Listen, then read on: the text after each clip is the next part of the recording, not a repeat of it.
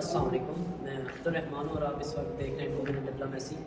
आज हम बात करेंगे university of totally international relations के स्टूडेंट्स के साथ। तो टॉपिक हमारा है यूनाइटेड नेशन, कश्मीर, पाकिस्तान। अस्सलाम वालेकुम। सबसे पहले ये है कि जो सेल्फ डिटर्मिनेशन का जो कंसेप्ट है इसे हम समझते हैं कि इसमें क्या क्या चीज़ें हैं। जो प्लेबिसाइड वाला है इसमें यह है कि 1949 की जो यूएन की रेजोल्यूशन थी उसमें उसने सिर्फ 2 वेज बताई थी कि या तो कश्मीरी पाकिस्तान के साथ जाए या तो वो इंडिया के साथ इल्हाम कर लें। तीसरा जो इंडिपेंडेंट वाला ऑप्शन है वो तो इसमें है ही नहीं है।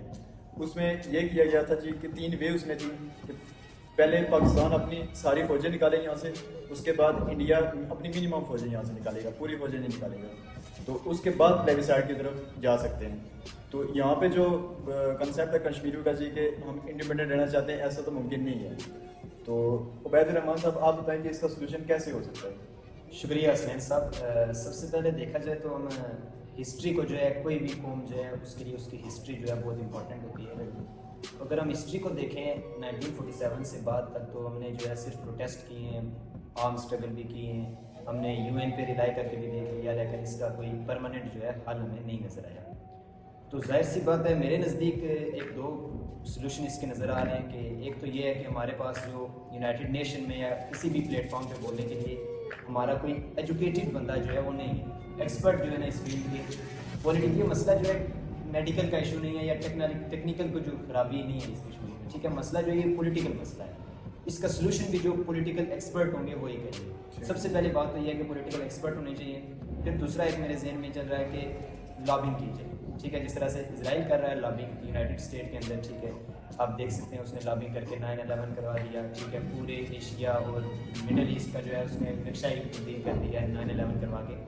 तो बेसिकली ये लॉबिंग से ही मुमकिन है, क्योंकि अब हम अगर कहें कि हम इकोनॉमिकली स्ट्रांग होना चाहते हैं तो हम ये कर देंगे वो कर देंगे, तो हम इस वक्त 3 जो मेजर सुपर पावर हैं उनके दरमियान जो है एग्जिस्ट करते हैं, तो हम ऐसा नहीं कर सकते।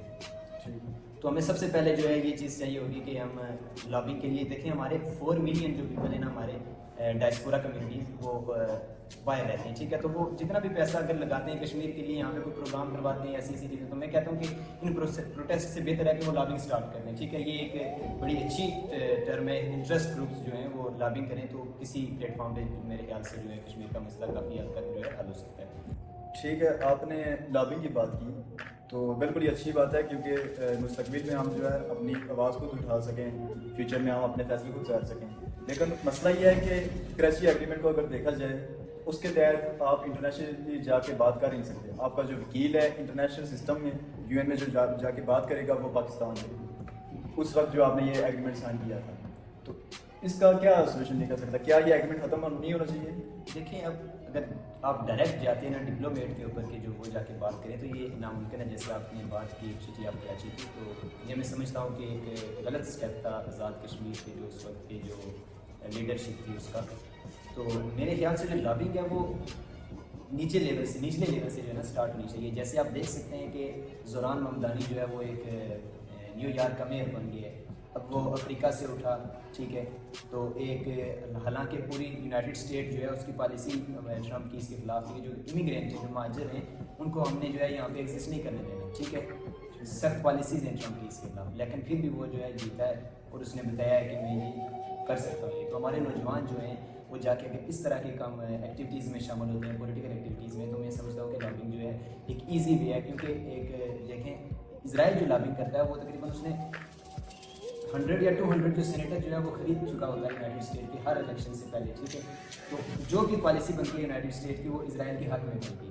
तो हम अगर जो है जो इकोनॉमिकल स्टेबल लोग हैं हमारे डायस्पोरा कम्युनिटी, वो अगर इस पे इन्वेस्ट करें इस चीज़ पे, तो मेरे ख्याल से ये बहुत इजी वे है। बजाय इसके कि हम जो है इधर अपनी इकॉनमी को कहें कि बेहतर करेंगे, तो हम ऐसा नहीं कर सकते, क्योंकि हम जो है एक डिस्प्यूटेड एरिया से बेसिकली बिलोंग करते हैं। इसका मसला ये है कि आपने बात की हमारी जो यूथ यंग लोग हैं वो जाके किरदार अदा करें, लेकिन मसला ये है कि हमारी जो लीडरशिप है उसमें यूथ वही आता है जो कॉलेज में जिसको एजुकेशन में इंटरेस्ट नहीं होता, वो जाके लीडर बन जाता है। जो अच्छा मतलब कि इंटेलिजेंट स्टूडेंट होता है उसको हमारी जो सोसाइटी है, हमारा कल्चर, हमारे घर वाले जो हैं वो ये कहते हैं इसने डॉक्टर बनना है, इसने इंजीनियर बनना है। कोई जो है अच्छा उसको लीडर नहीं बनाना चाहता। जो इंटेलिजेंट बच्चा है उसको कोई अच्छा थिंकर, कोई अच्छा फिलासफर नहीं बनना चाहता। देखिए, आपने बड़ी अच्छी बात की है पॉलिटिक्स से रिलेटेड। तो ये ہمارے یہاں بیسکلی پولیٹیکل اویئرنیس نہیں ہے لوگوں میں. ٹھیک ہے, ہم یہ سمجھتے ہیں کہ جس طرح سے آل راؤنڈر ہوتا ہے نا کرکٹ میں, جی یہ ادھر کھیل لے گا تو ادھر بھی ہو جائے گا اس کا کام. ٹھیک ہے, کسی نہ کسی فیلڈ میں سیٹ ہو ہی جائے گا.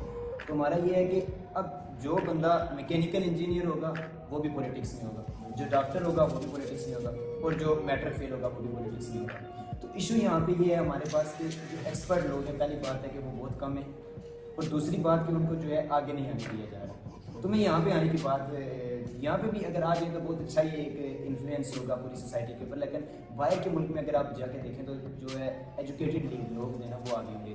جیسے زوران ممدانی کی میں نے پہلے بھی بات کی, تو وہ ایک ایجوکیٹڈ جو ہے پرسن ہے.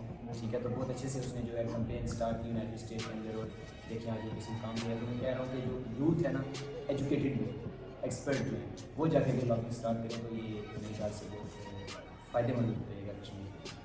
ٹھیک ہے عبید بھائی, آپ کا بہت بہت شکریہ جو آپ نے آج ڈسکشن کی میرے ساتھ. بہت شکریہ. اس ٹاپک کو آپ نے تھوڑا سا ریفائن کیا, تھوڑا کلیئر کیا, کہ اس میں بات کیا ہے. تو انشاءاللہ پھر نیکسٹ ہم کے کسی دن بیٹھیں گے تو اس پر پھر دوبارہ ڈسکشن کریں گے انشاءاللہ.